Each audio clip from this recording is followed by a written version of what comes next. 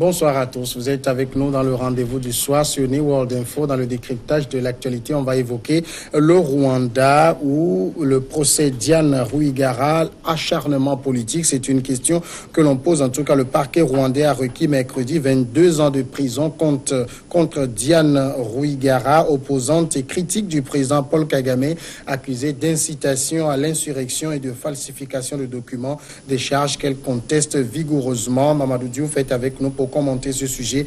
Bonsoir Mamadou Diouf. Bonsoir Samuel. 22 ans de prison contre Diane Rwigara. Est-ce que le Rwanda confirme son statut de dictature?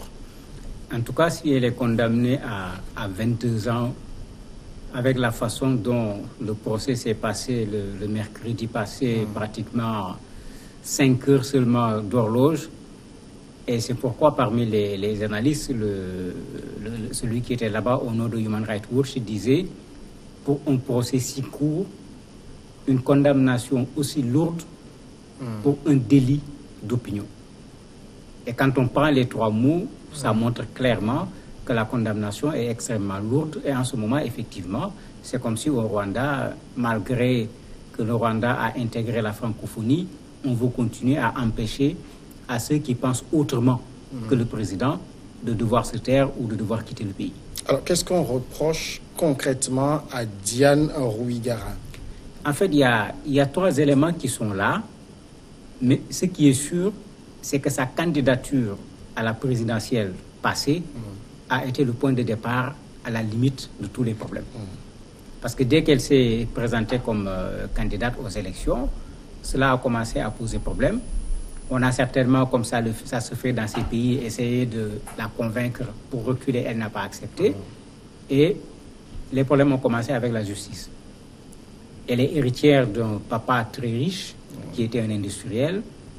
On a commencé à créer des problèmes à l'entreprise, comme quoi il y a des arriérés de taxes qui n'avaient pas été payés. On leur a demandé même de payer 5 millions d'euros pour les arriérés, plus les amendes.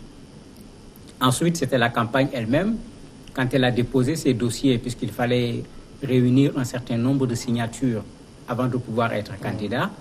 Elle a déposé ses signatures. On lui a reproché d'avoir déposé de fausses signatures en disant que même parmi les signatures, il y a des personnes qui sont décédées, qui ont signé. Il y a des personnes qui sont à l'étranger, qui ne sont pas sur le sol rwandais, qui ont également signé. Ça également, c'est un des reproches qui lui avait été fait. Le dernier reproche qu'on lui a fait, quand elle n'a pas pu aller à la campagne, elle a pris la parole pour montrer son mécontentement. Et cette prise de parole a été considérée comme une sorte d'appel à l'insurrection. Donc c'est ces 3 délits-là qu'on lui reproche. Et c'est cela qui fait qu'elle risque d'être condamnée, si cela se confirme en début décembre, à 22 ans de prison.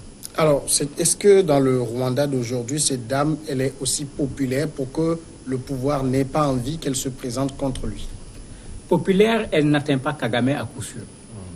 Maintenant, peut-être qu'elle peut être dangereuse. Dangereuse parce que quand on voit le discours qu'elle tient, on peut se dire que lui, celle-là plutôt, elle peut créer des problèmes.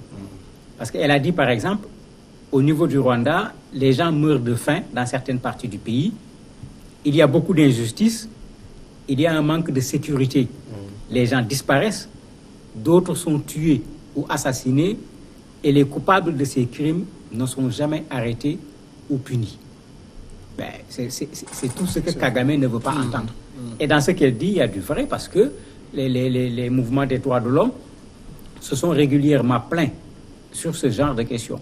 Et si on se rappelle le débat, quand la ministre rwandaise a voulu devenir secrétaire générale de l'OIF, ce débat est revenu.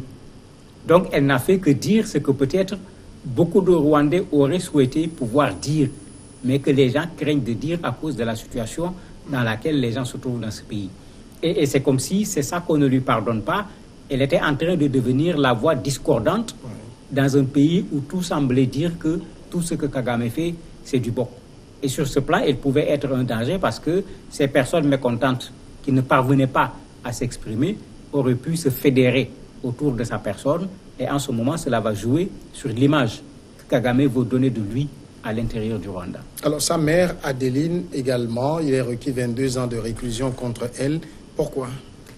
Elle, en fait, le reproche qu'on lui fait surtout, c'est qu'elle a fait des vidéos qu'elle a fait passer au niveau de WhatsApp, qu'elle a envoyées à des gens à l'étranger. On l'accuse de conspiration, elle aussi, et de vouloir déstabiliser le pays, d'appeler à l'insurrection, sans compter qu'il y a un aspect qui touche tout le monde, parce que l'entreprise est une entreprise familiale. Donc, quand on parle de l'entreprise, elle est en partie concernée également pour ce qui est des fraudes fiscales. Donc, elle, c'est à la limite 2 dossiers qui sont différents, mais elle dit clairement qu'en fait, c'est elle qu'on veut atteindre, parce qu'elle a osé se présenter devant le président de la République, et c'est pour cela qu'on s'en prend également aux membres de sa famille qui ne sont en rien concernés par son engagement sur le plan politique. Alors, le papa de Diane Assinapol a été assassiné, a été tué ou est mort dans un accident selon les versions, mais il était proche quand même de Paul Kagame dans les années 90. À quel moment la rupture est arrivée? La rupture est arrivée certainement après la mort du papa, parce que même Diane était un proche du pouvoir pendant un temps quand le papa vivait. Le problème est arrivé parce que la mort du papa, comme vous l'avez dit, on dit qu'il est mort dans un accident, sa voiture a cogné un poids lourd, mais Diane en particulier et d'autres membres de la famille ont toujours considéré que le père a été assassiné. Ce qui bien sûr posait problème, qui l'a assassiné. La deuxième chose, après l'assassinat du père, l'État a voulu en quelque sorte récupérer un peu les biens, ce qui a créé une sorte de conflit avec la famille, créant un éloignement. Et certainement, c'est de là qu'est partie, j'allais dire, cette indignation de Diane qui finit par l'envoyer sur le champ politique où elle commence à s'opposer carrément au régime qui est en place, bien que son père a financé Paul Kagame pendant qu'il n'était pas encore au pouvoir, bien sûr, dans les années 90. Il a été un véritable appui de leur front quand il fallait l'aider pour qu'il puisse accéder au pouvoir par la suite. Alors, il y a Diane Rwigara, il y a Victoire Ingabire, qui est également une autre opposante, qui a eu maille à partir avec la justice. Elle a bénéficié d'une amnistie. Alors, est-ce que ça veut dire qu'au Rwanda, il y a plus de femmes politiquement engagées que dans l'opposition que d'hommes qui ont eu une voix qui porte? En tout cas, c'est les 2 dames-là qu'on a vues se mettre au charbon, comme on dit, et subir les conséquences que tout le monde savait au Rwanda, parce qu'il n'y avait aucune surprise. Et toutes les 2, pratiquement, celle-là, en octobre, avait bénéficié d'une liberté provisoire, l'autre a bénéficié d'une amnistie. Et les gens disaient à l'époque que c'est un peu l'air de l'OIF qui était en train de souffler sur le Rwanda. C'est comme si l'air a arrêté de souffler alors, parce qu'on est en train de vouloir condamner l'une à 22 ans de prison. C'est vrai que sur le terrain, c'est ces 2 qu'on voit en dehors des autres qui sont plutôt en exil, parce que ce n'est pas des opposants qui manquent. Il ne faut pas oublier que le Rwanda est sorti d'une bataille entre Hutus et Tutsis. Les gens du FDU, on ne les accepte pas au niveau du Rwanda. Ils sont organisés à l'extérieur du pays. D'ailleurs, même la mère, une des reproches qu'on lui fait, c'est d'avoir envoyé certains de ces messages à des gens qui sont membres de ce front, qui est également un front d'opposition par rapport à Paul Kagame. Mais à l'intérieur, effectivement, c'est ces 2 dames aujourd'hui qui vraiment tiennent la tête au niveau de l'opposition, et on le voit à travers la façon dont le régime est en train de leur mettre des bâtons dans les roues pour que Kagame soit un peu comme le seigneur du Rwanda.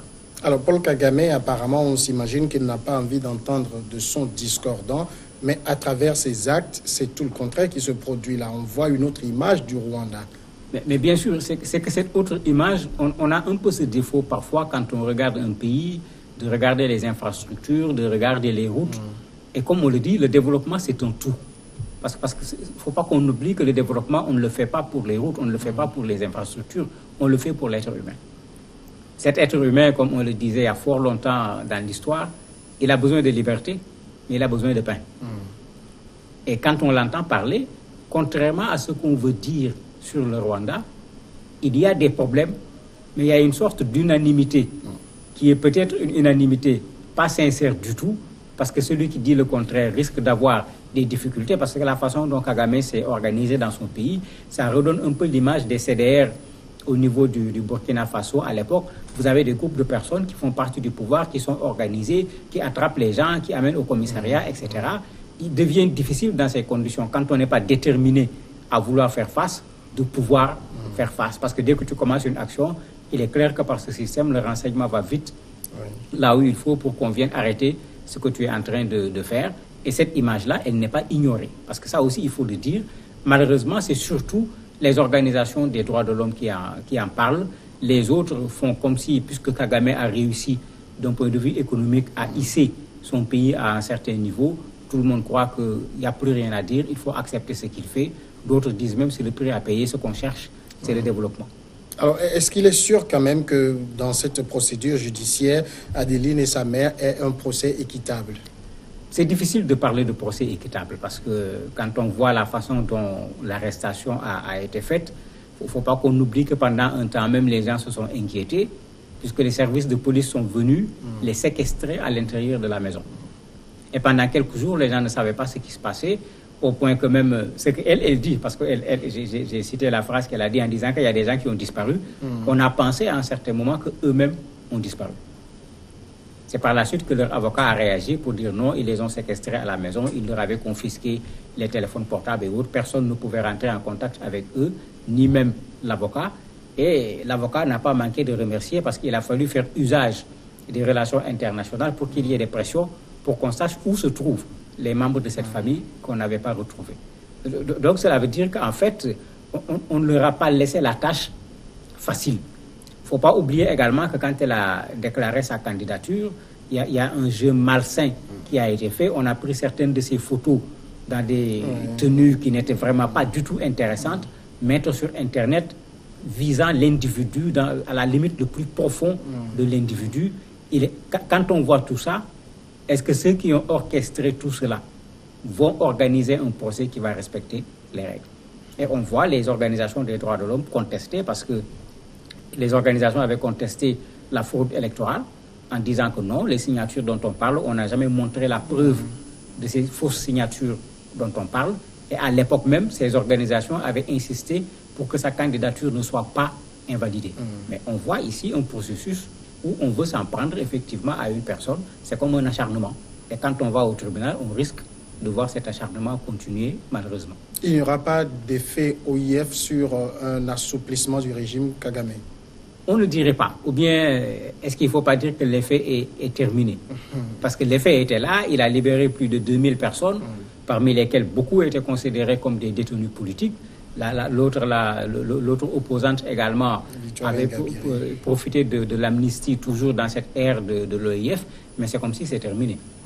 Parce que là, on revient à la case de départ quand on veut la condamner pour 22 ans, alors que les preuves, on ne les a jamais fournies. Parce que quand on regarde ce que les journaux avaient écrit à l'époque jusqu'à aujourd'hui, on a toujours parlé d'imbroglio. Il y a eu toujours des zones d'ombre qui n'ont jamais été clarifiées jusqu'à aujourd'hui. Et les 5 heures de procès n'avaient pas permis à ceux qui devaient les juger de sortir les preuves. C'est ce que leur avocat a redit à l'issue du procès quand on a reporté au début du mois de décembre. Mamadou Diouf, merci d'avoir répondu aux questions. C'est moi qui vous remercie. La pause est l'invité de ce soir.